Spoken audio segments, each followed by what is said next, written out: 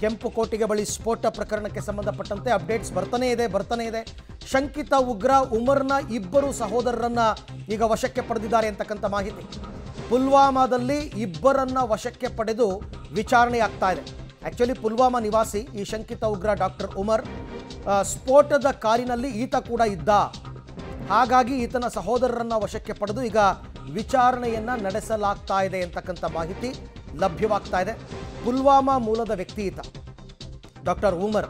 ಆತನ ಸಹೋದರರು ಕೂಡ ಪುಲ್ವಾಮಾದಲ್ಲೇ ಇದ್ದರು. ಅವರಲ್ಲಿ ಇಬ್ಬರನ್ನ ಈಗ ವಶಕ್ಕೆ ಪಡೆದು ವಿಚಾರಣೆಯನ್ನ ನಡೆಸಲಾಗ್ತಾ ಇದೆ. ಏನಾದರೂ ಒಂದು ಲೀಡ್ ಸಿಗ್ಬೋದಾ? ಇಂಥ ಪ್ರಕರಣದ ತನಿಖೆಯಲ್ಲಿ ಸಣ್ಣ ಅಂಶವನ್ನು ಕೂಡ ನಿರ್ಲಕ್ಷ್ಯ ಮಾಡಲ್ಲ ತನಿಖಾ ಸಂಸ್ಥೆಗಳು. ಹಾಗಾಗಿ ಎಲ್ಲಾದರೂ ಒಂದು ಲೀಡ್, ಯಾವುದಾದ್ರೂ ಒಂದು ಲೀಡ್ ಸಿಗುತ್ತೆ ಅಂತ ಅಂದ್ಬಿಟ್ಟು ಈಗ ಆ ಡಾಕ್ಟರ್ ಉಮರ್ ಅಂತಕ್ಕಂಥ ಶಂಕಿತ ಉಗ್ರನ ಸಹೋದರರ ವಿಚಾರಣೆ ಆಗ್ತಾ ಇದೆ.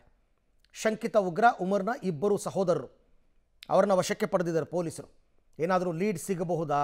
ಈ ಉಮರ್ ಇವ್ರ ಜೊತೆ ಕಾಂಟ್ಯಾಕ್ಟಲ್ಲಿ ಇದ್ನಾ ಇಲ್ವಾ, ಮತ್ತು ಲಾಸ್ಟ್ ನೋಡಿದ್ದು ಯಾವಾಗ ಆತನನ್ನು, ಇದ್ರ ಬಗ್ಗೆ ಎಲ್ಲ ಮಾಹಿತಿ ಪಡ್ಕೋತಾರೆ.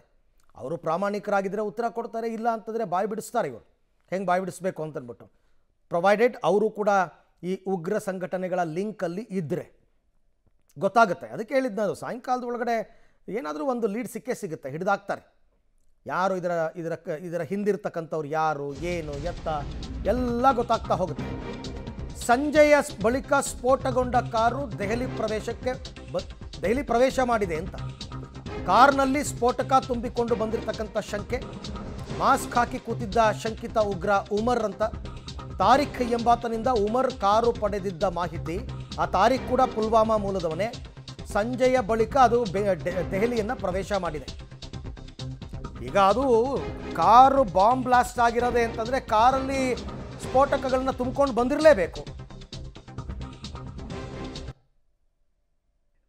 ಓಕೆ, ಈಗ ನೀವು ನೋಡ್ತಾ ಇರತಕ್ಕಂಥದ್ದು ಫೋಟೋದಲ್ಲಿ ಡಾಕ್ಟರ್ ಉಮರ್ ಮೊಹಮ್ಮದ್, ಆತನ ಫೋಟೋ ಗಮನಿಸ್ತಾ ಇದ್ದೀರಾ. ಈತನೇ ಆ ಕಾರ್ನಲ್ಲಿ ಕೂತಿದ್ದ ಅಂತ. ಶಂಕಿತ ಉಗ್ರ ಸಂಘಟನೆಗಳ ಜೊತೆ ಈತ ಸಂಪರ್ಕವನ್ನು ಹೊಂದಿದ್ದ, ಪ್ರಮುಖವಾಗಿ ಜೈಷೆ ಮೊಹಮ್ಮದ್. ಆ ಜೈಷೆ ಮೊಹಮ್ಮದ್ ಸಂಘಟನೆಯ ಜೊತೆ ಈತನ ಲಿಂಕ್ ಇತ್ತು ಅಂತ ಗೊತ್ತಾಗಿದೆ.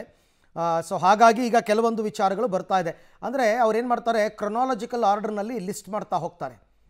ಈ ಕಾರು ಫಸ್ಟು ಎಲ್ಲಿ ಕಾಣ್ತು, ಎಲ್ಲಿ ನಿಂತಿತ್ತು, ಯಾವ ಪಾರ್ಕಿಂಗಲ್ಲಿತ್ತು, ಅಲ್ಲಿಂದ ಯಾವ ಕಡೆಗೆ ಮೂವ್ ಆಯಿತು, ಎಷ್ಟು ಗಂಟೆಗೆ ಮೂವ್ ಆಯಿತು, ಈ ಜಾಗಕ್ಕೆ ಬರೋದಕ್ಕೆ ಅದು ಯಾವ ರೂಟಲ್ಲಿ ಬಂತು, ಎಲ್ಲವನ್ನು ಆಮೇಲೆ ಪ್ರತಿಯೊಂದರ CCTV ಫುಟೇಜು ಸಿಗುತ್ತಾ ನೋಡ್ತಾರೆ.